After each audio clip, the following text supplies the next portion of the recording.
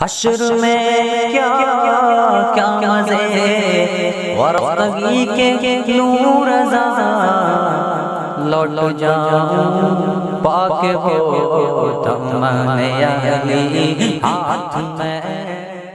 برادران ملت اسلامی، السلام علیکم ورحمۃ اللہ وبرکاتہ۔ الحمدللہ وکفا وسلام علی حبیبہ المصطفیٰ، اما بعد فاعوذ باللہ من الشیطان الرجیم، بسم اللہ الرحمن الرحیم۔ ارأیت من اتخذ الہہ ہواہ افانت تکون علیہ وکیلا ام تحسب ان اکثرهم يسمعون او يعقلون انهم الا كالانعام بل هم اضل سبیلا۔ صدق اللہ مولانا العظیم۔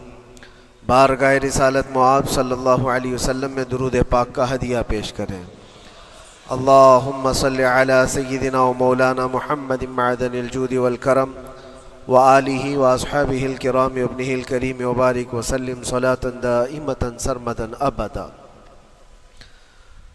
رب ذوالجلال قرآن عظیم میں یوں ارشاد فرماتا ہے، اے رسول کیا آپ نے نہیں دیکھا ان لوگوں کو جنہوں نے اپنی خواہشات کو اپنا خدا بنا لیا ہے، اپنی خواہشات کو اپنا معبود بنا لیا ہے، جو وہ چاہتے ہیں اسی کے پیچھے بھاگتے ہیں، اس کی عبادت کرتے ہیں۔ اور اللہ تعالیٰ فرماتا ہے، اے نبی کیا آپ ایسوں کی سفارش کریں گے اور ایسوں کے آپ وکیل بنیں گے جو اپنے خواہشات کے پجاری ہیں؟ اور اللہ فرماتا ہے ان میں سے تو اکثر ایسے ہیں کہ انہیں عقل نہیں ہے، وہ جانوروں سے بھی بدتر ہیں، جو اپنے خواہشات کے پیچھے بھاگ رہے ہیں۔ شیخ اعظم سیدنا محی الدین ابن عربی رحمۃ اللہ تعالی علیہ، ان کی کئی چیزیں لوگوں میں ایسی بھی مشہور تھی کہ شیخ محی الدین ابن عربی ایسے ایسے الفاظ بول جاتے ہیں جو شریعت میں ہوتے نہیں ہیں۔ بہت سارے مسائل ان کے ہیں، لیکن ایک بار شیخ محی الدین ابن عربی بیٹھے ہوئے تھے، کرسی پر ہے، سامنے مریدین بھی ہیں، بہت سارے ملنے والے لوگ بھی آئے ہوئے ہیں۔ اسی اثنا میں انہوں نے ایک جملہ ایسا کہا، واقعی اگر آپ کے سامنے بھی ایسی بات آئے تو آپ بپھر جائیں۔ شیخ محی الدین ابن عربی کہتے ہیں، اے لوگوں جو تم سب یہاں میرے پاس بیٹھے ہو، تمہارا خدا میرے پاؤں کے نیچے ہوتا ہے، تمہارا خدا میرے قدموں کے نیچے ہوتا ہے۔ سب ظاہر سی بات ہے، جیسے ایسا جملہ سنا تو اٹھ کر کے لوگ بھاگنا شروع ہو گئے کہ آدمی کافر ہو گیا۔ شیخ اعظم ہیں یہ حضرت محی الدین ابن عربی، جن کی بہت ساری کتابیں ہیں، تصوف میں آپ کا ایک بہت بڑا باب ہے۔ لوگ اٹھ کر کے ادھر سے ادھر چلنے لگ گئے کہ ایسے ایسے جملے بول رہے ہیں، یہ محی الدین ابن عربی کو ہو کیا گیا؟ خدا پیروں کے نیچے ہوگا؟ کفریہ جملہ ہے۔ سب تو چلے گئے، دو باقی رہ گئے جو مخصوص مریدین میں سے تھے۔ انہوں نے کہا کہ حضور جو جملے سنے ہم کو بھی کانوں پر یہ وزن لگ رہے ہیں، لیکن کیوں کہا آپ نے ایسا؟ اس کا کچھ معنی ہے؟ آپ جیسے عظیم المرتبت بزرگ سے ایسا جملہ کیسے ممکن ہے؟ انہوں نے فرمایا کہ ان سب کو بھی تو یہ پوچھنا چاہیے تھا میرے بولنے کا مطلب کیا ہے۔ فوراً بدگمانی کیا اور بھاگ گئے۔ تم دو باقی رہ گئے، میں بتاتا ہوں کہ میں نے یہ جملہ کیوں کہا تھا۔ تو کرسی پر بیٹھے تھے اور چٹائی نیچے بچھی ہوئی تھی یا قالین بچھی ہوئی تھی جس پر لوگ بیٹھے ہوئے تھے۔ آپ نے اپنے ان دو مریدین سے کہا یہ چٹائی اٹھاؤ۔ چٹائی اٹھائی تو دیکھا وہاں پر سونے کے چاندی کے سب سکے رکھے ہوئے تھے جو شیخ محی الدین ابن عربی کے پیروں کے نیچے تھے۔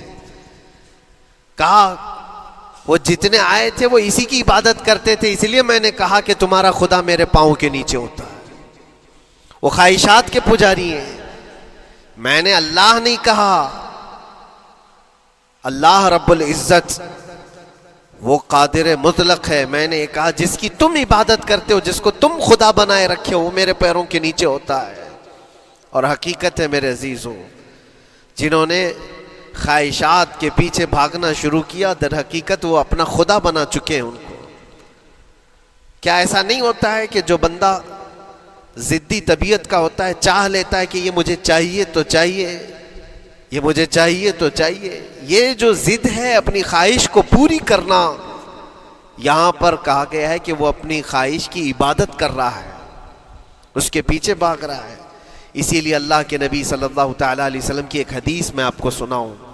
حضور اکرم صلی اللہ علیہ وسلم ارشاد فرماتے ہیں، لا یؤمن احدکم حتی یکون ہواہ تبعا لما جئت بہ، تم اس وقت تک پورے مومن نہیں ہو سکتے جب تک کہ اپنی خواہشات کو میری مرضی کے مطابق نہیں بنا دو گے۔ حضور کے قدموں میں لا کر اپنی ہر خواہش کو قربان کرنا ہو، یہ نہیں کہ میری چاہت تو ایسی ہے، میں خواہش ایسی رکھتا ہوں لیکن شریعت ایسا کہتی ہے، یہ جب ٹکراؤ آیا تو سمجھ لو کہ تمہارے اندر ایمان آیا ہی نہیں ہے، تم مومن نہیں ہو۔ مومن وہ ہے جہاں دنیا کی ساری خواہشات وہ حضور کے قدموں پر قربان کر دیتا ہے، اس کی اپنی کوئی خواہش نہیں ہوتی۔ اسی لیے میں اکثر یہ کہتا ہوں ان نوجوانوں سے جن کو کچھ نصیحت کی جائے تو وہ کہتے ہیں کہ مولانا ہماری لائف ہے، ہمیں انجوائے کرنے دی جائے، یہ ابھی تو ہماری لائف ہے، ہماری اپنی لائف کو ہمیں انجوائے کرنے دیا جائے۔ نادان، کس نے کہا کہ تیری اپنی لائف ہے؟ تیری لائف ہے کہاں؟ زندگی یہ نہیں کسی کی کسی کے لیے، زندگی ہے نبی کی نبی کے لیے، اور نہ سمجھ مرتے ہیں زندگی کے لیے، ارے جینا مرنا ہے سب کچھ نبی کے لیے۔ جو خواہشات کو لا کر کے حضور کے قدموں پر رکھ دیتا ہے تو پھر وہ کہتا ہے میرے عزیزوں، وہ پھر آ کر کے یہ کہتا ہے، اپنی خواہشات، اپنی طبیعت جہاں سب مر جاتی آدمی کی، اس کی اپنی کچھ نہیں ہوتی، تب اس مومن کی زبان سے یہ نکلتا ہے، یا رسول اللہ زمین و زمان تمہارے لیے، مکین و مکان تمہارے لیے، چنین و چنا تمہارے لیے، بنے تو جہاں تمہارے لیے، ہم آئے یہاں تمہارے لیے، اٹھے بھی وہاں حضور کے لیے۔ اس کا اپنا کچھ نہیں ہوتا، اپنی خواہش ہوگی تو میں کرتا رہے گا، اور جتنی خواہشات کے پیچھے بھاگتا رہے گا دنیا اس کا پیچھا کبھی نہیں چھوڑتی، اور نہ ہی دنیا اس کو کبھی سیراب ہونے دے گی، کبھی پیٹ بھرنے دے گی ہی نہیں، وہ بھوکا ہی رہے گا، وہ پیاسا ہی رہے گا جو دنیا کے پیچھے بھاگتا ہے۔ ایک مرتبہ سیدنا عبداللہ ابن مسعود رضی اللہ تعالیٰ عنہ غمگین بیٹھے ہوئے تھے، کسی بات کا غم ہوگا، نبی پاک صلی اللہ تعالیٰ علیہ وسلم کا گزر ہو رہا تھا، آپ نے دیکھا، حضرت عبداللہ ابن مسعود سے پوچھا کہ غم کیوں ہے؟ تو آپ خاموش رہے، تو اللہ کے نبی صلی اللہ علیہ وسلم نے ایک جملہ فرمایا جو آج ہم سب کے لیے سبق ہے میرے عزیزوں، فرماتے ہیں لا تکثر ہمک ما یقدر یکن، اپنے غم کو زیادہ مت بڑھا، جتنا لکھا ہے اتنا مل کے رہے گا، وما ترزق یأتک، جتنا اللہ نے رزق لکھا ہے وہ آ کر رہے گا، وہ تیرے پاس آ جائے گا۔ غم کب بڑھتے ہیں انسانوں کے؟ ہمارے اندر جو ٹینشن جس کو آپ کہہ رہے ہو، فرسٹریشن کہہ رہے ہو، یہ سب چیزیں انسان کی زندگی میں کب آتی ہیں؟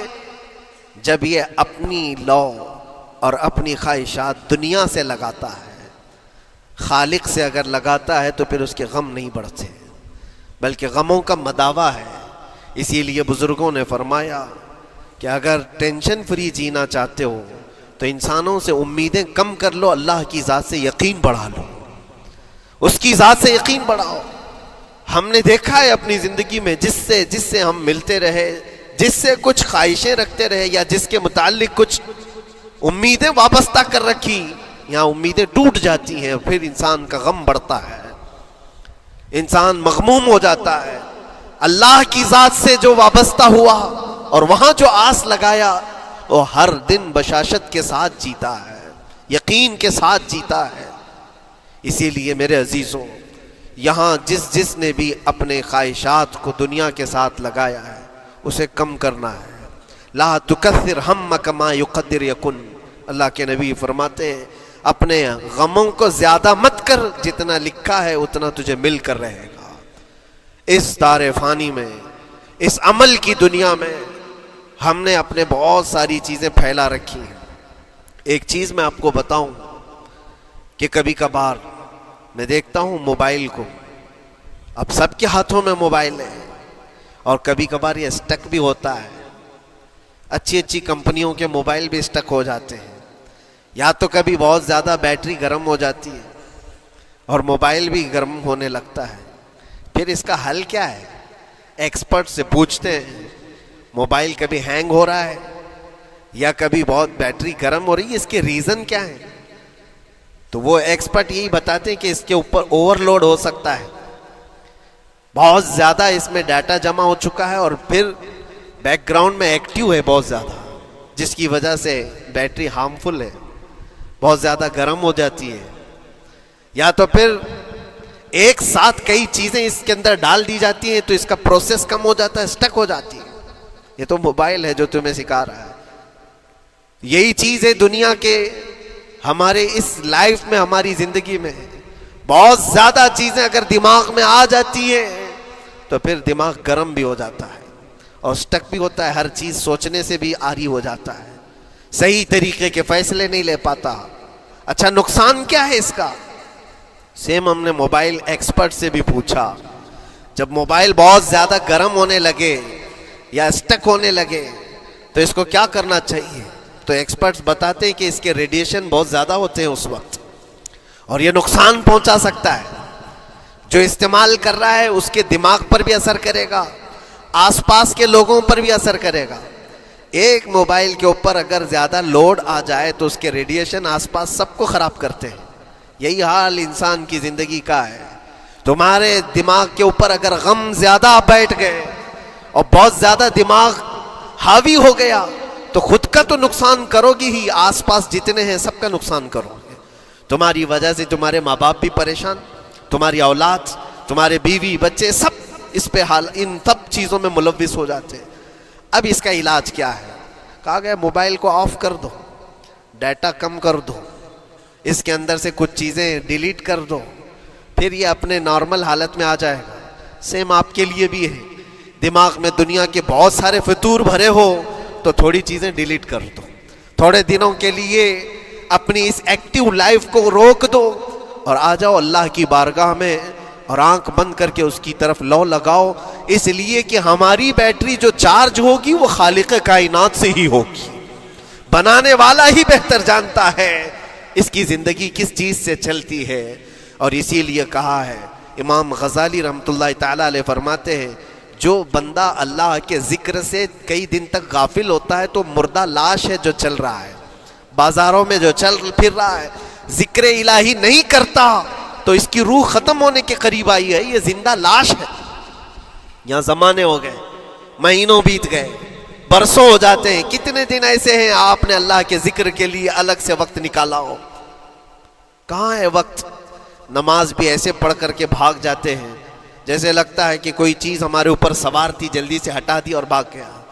نہیں میرے عزیزوں، ہماری روح جب بیمار ہوتی ہے، ہماری روح کو جب بھوک لگتی ہے تو اللہ کے ذکر سے اس کا علاج بھی ہوتا ہے اور اس کو رزق بھی ملتا ہے. لیکن ہم رزق دیتے ہی نہیں. کبھی آپ نے دیکھا ہماری باڈی کو، صبح ناشتہ نہ کرو، دوپہر میں کھانا نہ کھاؤ تو شام تک ہمارا جسم ہچکولے لینے لگتا ہے، چکر آنے لگ جاتے ہیں. کیوں؟ جسم 2 وقت کے کھانے کو چھوڑنا برداشت نہیں کر پاتا، کمزوری آ جاتی ہے. جسم کو بھوک لگتی ہے، ہمیں کھانا دینا اسے ضروری ہے. اسی طرح اللہ نے ہماری جو روح بنایا ہے، روح کو بھی رزق کی ضرورت ہے. اور روح کا رزق کیا ہے؟ روح کا کھانا پینا کیا ہے؟ کاجو بادام میوے پستے کھا کر کے روح کو طاقتور نہیں بنا سکتے. فرمایا گیا روح کی غذا اللہ کا ذکر ہے. جب بندہ اللہ کا ذکر کرتا ہے تو اس کی روح کو طاقت ملتی ہے اور روح کمزور نہیں رہتی، طاقتور بن جاتی ہے. عزیزان گرامی وقار، پھر میں خلاصتاً یہ بات کہوں گا کہ ہم نے دنیا میں اتنی ساری چیزیں پھیلا لی ہیں، اتنے سارے، جس کی وجہ سے غموں کا بوجھ ہمارے دماغ پر طاری ہے. اور ایک وقت وہ آئے گا جب ساری چیزیں چھوڑ کر کے فوراً بھاگنا پڑے گا، نکلنا پڑے گا. کچھ لوگوں کے متعلق کہا گیا ہے کہ روح نکلنے کے وقت اس کو بہت تکلیف ہوتی ہے، سب کے لیے نہیں. کچھ ایسے لوگ ہیں جن کی روح نکلنے کے وقت درد زیادہ ہوتا ہے، تکلیف زیادہ ہوتی ہے مرنے کے وقت. پوچھا گیا کیوں؟ کہا کہ یہ روح جو ہے اس کی ساری بنائی ہوئی چیزوں میں اٹکی ہوئی ہے، اس کی اولاد میں بھی ہے، اس کے مال میں بھی لگی ہوئی ہے، اس کے گھر میں بھی لگی ہوئی ہے، اس کے جائیداد میں بھی لگی ہوئی ہے. روح جب نکل رہی ہوتی ہے ان سب چیزوں سے بھی نکل رہی ہے، جہاں جہاں اس کی خواہشات لگی ہوئی تھی سب جگہ سے کھینچا جا رہا ہے. تو درد بڑھتا چلا جاتا ہے، تکلیف بڑھتی چلی جاتی ہے. اور پھر وہ جب دیکھ رہا ہوتا ہے خالی ہاتھ جا رہا ہو، تکلیف زیادہ ہوتی. اسی لیے میرے عزیز و اللہ کے نبی صلی اللہ تعالیٰ علیہ وسلم کا جب آخری وقت آیا، آپ کے وصال کا وقت آیا، حضور نے اپنی بیویوں کو بلایا، ازواج مطہرات کو بلایا اور پوچھا کہ کس کے پاس کتنا سونا ہے، کتنا زیور ہے. ازواج مطہرات نے کہا میرے پاس اتنا ہے، ان کے پاس اتنا ہے. سب نے اپنے چاندی سونے کے زیورات لا کر پیش کر دیا. حضور پاک صلی اللہ علیہ وسلم نے فرمایا اے میری بیویوں، اے میری ازواج، اگر تم چاہو تو یہ سب اللہ کی راہ میں خیرات کر دو، اللہ کی راہ میں اس کو وقف کر دو، خیرات کر دو. بیویوں نے پوچھا یا رسول اللہ صلی اللہ علیہ وسلم، کیا آج سے سونا چاندی پہننا حرام ہو گیا ہے؟ کیا ہمارے لیے ناجائز ہو گیا ہے؟ نبی پاک صلی اللہ علیہ وسلم نے فرمایا نہیں، زینت تو تمہارے ہی لیے ہے، سونا اور چاندی تمہارے لیے ہے، حرام نہیں ہے، ناجائز نہیں ہے. لیکن میں دیکھ رہا ہوں میری زندگی کا آخری وقت آ گیا، میں رب ذوالجلال کی بارگاہ میں جانے والا ہوں. میں یہ چاہتا ہوں کہ اس حال میں دنیا سے جاؤں کہ میرے گھر میں سونا چاندی کا کوئی ٹکڑا پڑا ہوا نہ ہو اور اللہ کی بارگاہ میں فقیر اٹھایا جاؤ. یہ نبی پاک صلی اللہ تعالیٰ علیہ وسلم کی خواہش ہے کہ میں اللہ کی بارگاہ میں اس حال میں جاؤں کہ میرے گھر میں کوئی چیز رکھی ہوئی نہ ہو، سونا اور چاندی، مال و دولت. کیونکہ میرے عزیزوں اسی سے اندازہ کرو انسان اپنی خواہشات میں اتنا گھر جاتا ہے کہ اس سے نکلنا اس کے لیے مشکل ہوتا ہے. اور روح نکلنے کے وقت یہی تو تکلیف ہوتی ہے کہ کہاں کہاں کیا کیا بنایا تھا، کتنا جمع کیا تھا، حساب کرتے کرتے اس کی روح نکل جاتی ہے. ہم نے دیکھا ہے، میں اپنا ایک تجربہ بتاتا ہوں. عمرہ سے ہم واپس آ رہے تھے، 40 لوگوں کا قافلہ تھا. ایئرپورٹ پر پہنچے، بہت تاخیر ہو چکی تھی اور فلائٹ کا وقت بہت کم رہ گیا تھا. اور حاجی لوگ ماشاءاللہ جاتے ہیں تو خوب بھر بھر کر کے سامان بھی لیتے ہیں. کیا کیا سامان تھے سب کے پاس. اور ہمارا بار بار جانا آنا ہوتا ہے، میں کبھی کوئی زیادہ چیزیں رکھتا نہیں. ہم تو آگے نکلے، گروپ پورا تھا اور سارے لوگ سامان لے کر کھڑے تھے. وقت گزرتا گیا، فلائٹ جہاں چیک ان ہو رہا تھا سامان، انہوں نے کہا کہ 25 کلو سے زیادہ کا الاؤڈ نہیں ہے. اور یہاں 40 کلو لے کر بیٹھے ہوئے تھے. میرا تو تھوڑا سا لے لے، تیرا تو تھوڑا سا لے لے، ایک دوسرے کو پیش کر رہے ہیں. 3-4 لوگوں نے تو مجھے پکڑایا کہ آپ کے پاس سامان کم ہے مفتی صاحب، آپ تھوڑا سا ہمارا لے لو. جس کا لے سکتے تھے لے لیا. پھر اس کے بعد 1 گھنٹے سے کم ٹائم بچا تھا، انہوں نے کاؤنٹر کلوز کر دیا. میں نے دیکھا 20 سے 25 حاجی ایسے ہیں جن کا سامان بکھرا ہوا ہے اور کیا لے جا سکتے ہیں ہاتھ میں، وہ بھی 7 کلو 8 کلو اتنا ہی تھا. ان کی خواہشات میں دیکھ رہا تھا. کوئی مسلح اٹھاتا ہے، کوئی کھجور اٹھاتا ہے، کوئی کہتا ہے نہیں میرے بچوں کے لیے کھلونے لیا تھا اس کو لے لیتا ہوں. وہ لے لو تو مسلح چھوڑنا پڑتا ہے، یہ لے لو تو کھجور چھوڑنا پڑ جاتا ہے. کسی نہ کسی طرح سے وہ لوگ آخری وقت 2-4 چیزیں لے کر کے نکل رہے تھے اور بکھرا ہوا پورا سامان ایئرپورٹ پر ایسے ہی موجود تھا. 1-2 کلو نہیں، کتنے کلو کا سامان چھوڑ کر کے یوں ہی آنا پڑا. یا تو پھر فلائٹ کے سفر پہ جاؤ یا سامان میں لگے رہو، 2 ہی آپشن تھے. اور کون وہ چھوٹے سامان کے لیے اپنا سفر ملتوی کرتا. واپس آئے، حسرت بھری نگاہوں سے دیکھتے رہے اپنے سامان کو. اور پھر اندر آ کر جب بیٹھے میرے ذہن میں یہ بات گونجنے لگی، یہی حالت ہوتی ہوگی جب انسان دنیا سے جا رہا ہوتا ہے، جب یہاں سے رخصتی کا وقت آتا ہے اور ملک الموت سر پر آ کر کھڑا ہو جاتا ہے. روح نکلنے کے لیے بھی تھوڑا سا وقت باقی ہے، بس منٹوں میں بھی نہیں رہ گیا.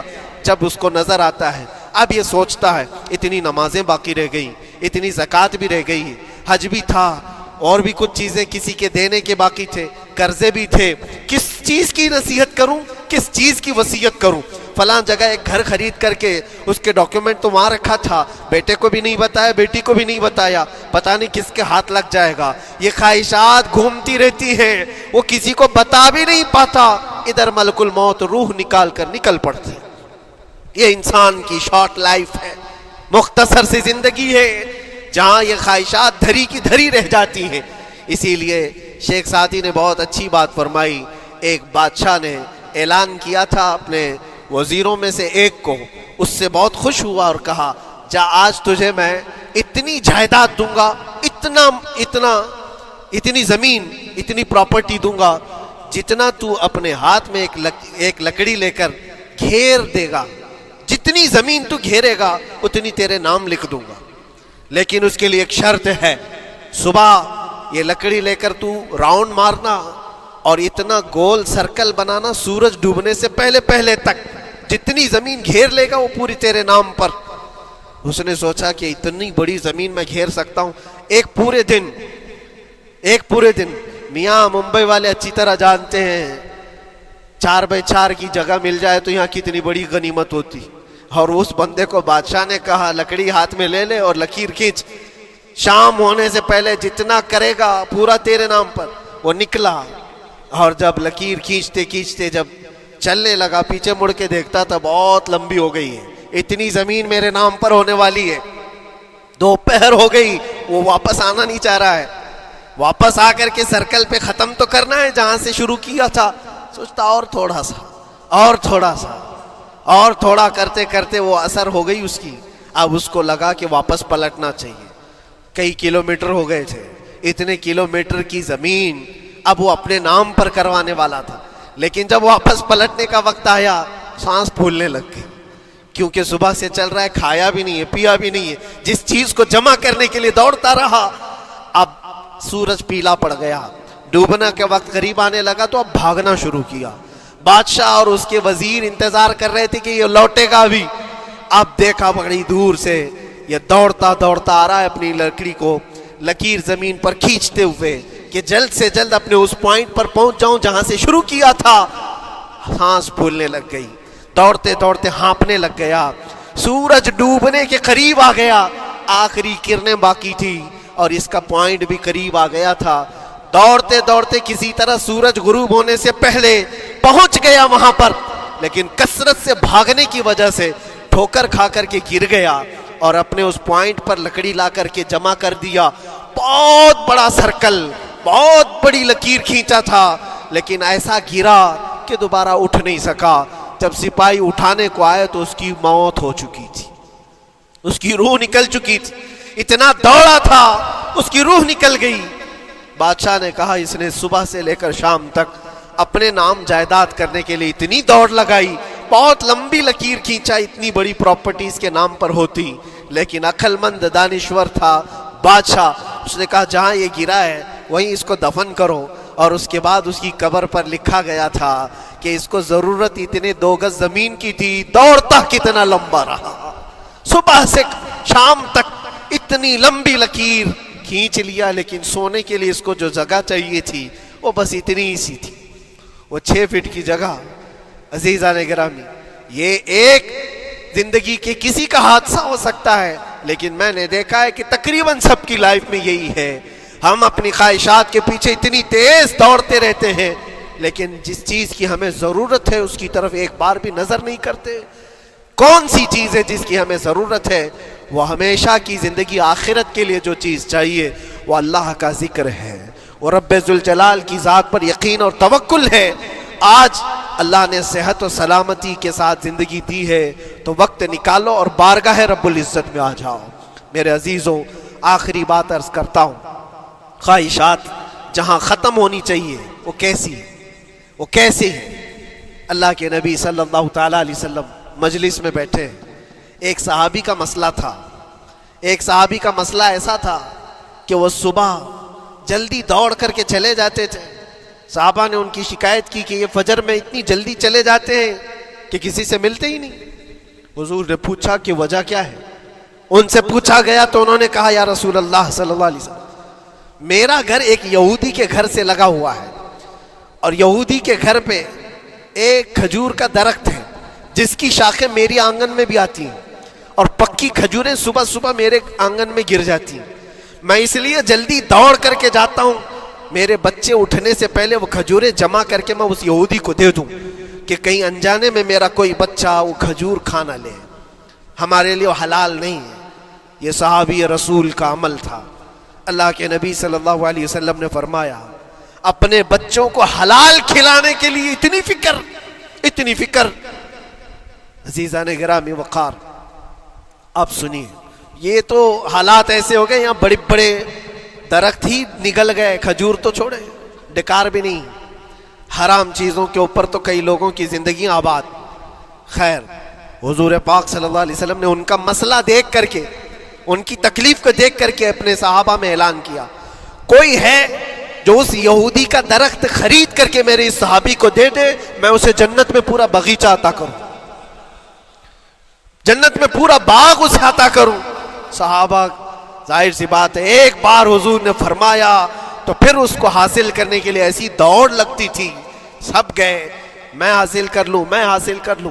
اب اس یہودی کو منانا تھا کہ تو ایک درخت جو ہے اپنے پڑوسی کو بیچ دے، آنگن میں اس کے ہے، بیچ دے. اب اس کو لگا کہ ان لوگوں کی ضرورت ہے، مجبوری ہے، تو وہ بھی اکڑ کر بیٹھا کہ مجھے بیچنا نہیں، مجھے دینا نہیں. اب سنیے میرے عزیزوں، مدینے میں ایک صحابی ہیں ابو دحداح. اللہ اکبر، کبھی میں پڑھتا ہوں تو حیرت ہوتی ہے. ابو دحداح مدینے کے اس صحابی کا نام ہے جن کا باغیچہ پورے مدینے میں سب سے مشہور ہے. ان کی کھجوریں سب سے مہنگی کھجوریں. اوالی مدینہ آج بھی مشہور ہے، جہاں کی اجوا کھجوریں بہت پسند کی جاتی ہیں. ابو دحداح کا باغیچہ بنا ہوا تھا، بڑا خوبصورت تھا. لوگ مثال دیتے تھے، تعریفیں کیا کرتے تھے، ابو دحداح کا باغیچہ مدینے میں سب سے قیمتی باغیچہ ہے. ابو دحداح حضور کی بارگاہ میں آتے ہیں، کہتے ہیں یا رسول اللہ صلی اللہ علیہ وسلم، اگر میں اس ایک درخت کو خرید کر کے وقف کر دوں تو کیا میرے آقا مجھے بھی ملے گا جنت میں؟ اللہ کے نبی نے فرمایا جو میں نے وعدہ کیا ہے وہ تجھے بھی عطا کیا جائے گا. ابو دحداح کہتے ہیں اس یہودی کے پاس سیدھے آتے ہیں، کہا کہ تو ایک درخت بیچ دے گا، بدلے میں تجھے بہت اچھی قیمت دیتا ہوں. اس نے کہا کیا دو گے؟ کہا مدینے میں ابو دحداح کا باغیچہ تمہیں پتہ ہے؟ اس نے کہا ہاں جانتا ہوں، نام بہت سنا ہوا ہے. کہا وہ پورا باغیچہ اس ایک درخت کے بدلے دے دیا جائے گا، ایک درخت کے بدلے دے دیا جائے گا. اس یہودی نے کہا کیا مذاق کر رہے ہو؟ یہ کیا مذاق ہے؟ میرے آنگن میں اگے ہوئے ایک درخت کی وجہ سے ابو دحداح کا اتنا قیمتی باغیچہ دے دیا جائے گا، یہ کیسے پاسبل ہے؟ اس صحابی نے کہا اللہ کے نبی کی بات ہے، ہم مذاق نہیں کرتے. ہمارے لیے وہ ایک باغیچہ کیا، ایسے 70 باغیچے ہوں نبی پاک کی بات پر ہم سب عطا کرتے، سب ہم وقف کر دیں. اس یہودی نے کہا کہ ان کی تو مت ماری گئی ہے مسلمانوں کی، یہ دیکھو اپنے نبی کی بات پر اتنا قیمتی باغیچہ مجھے دینے کو تیار ہے.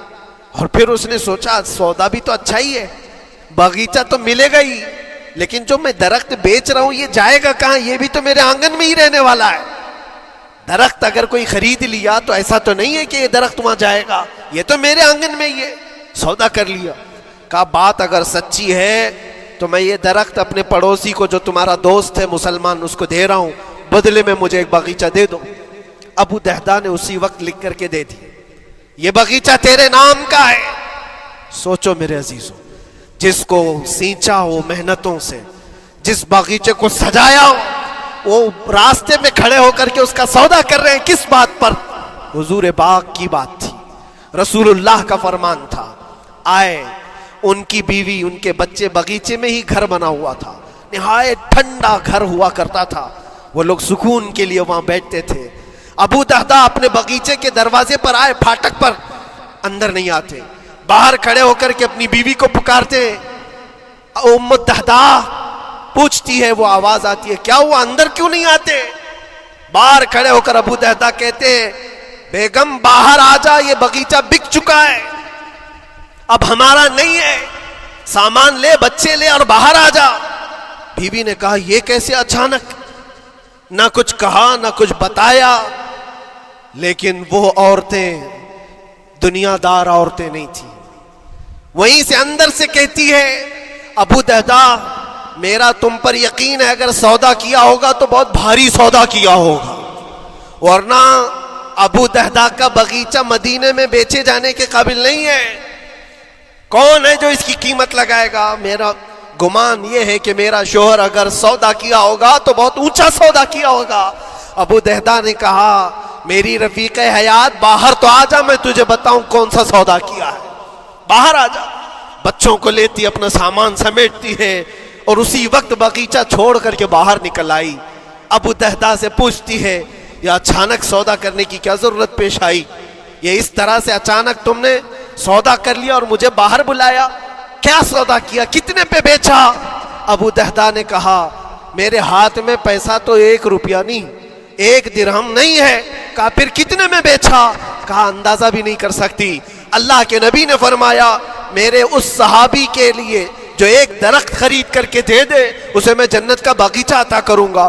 میں نے اپنے دوست مسلم بھائی کے لیے اس کا درخت خرید کر کے وقف کیا ہے اور بدلے میں اس یہودی کو یہ باغیچہ دے دیا ہے۔ بیوی وہ نہیں تھی جو یہ کہتی کہ مت ماری گئی ہے تیری، گھر بیچ کے آ گیا، فلاں کر کے آ گیا۔ وہ دنیا دار عورت نہیں تھی، ہاتھ اٹھاتی ہے اور سر پر رکھتی ہے اور کہتی ہے ابو دہدہ مجھے تمہارے بارے میں یہی یقین تھا، قسم رب ذوالجلال کی اگر وہ یہودی اس باغیچے پر نہیں مانتا تو ہمارے پاس اور جو کچھ تھا سب دے کر کے ہم نبی پاک کی بات پر عمل کر لیتے۔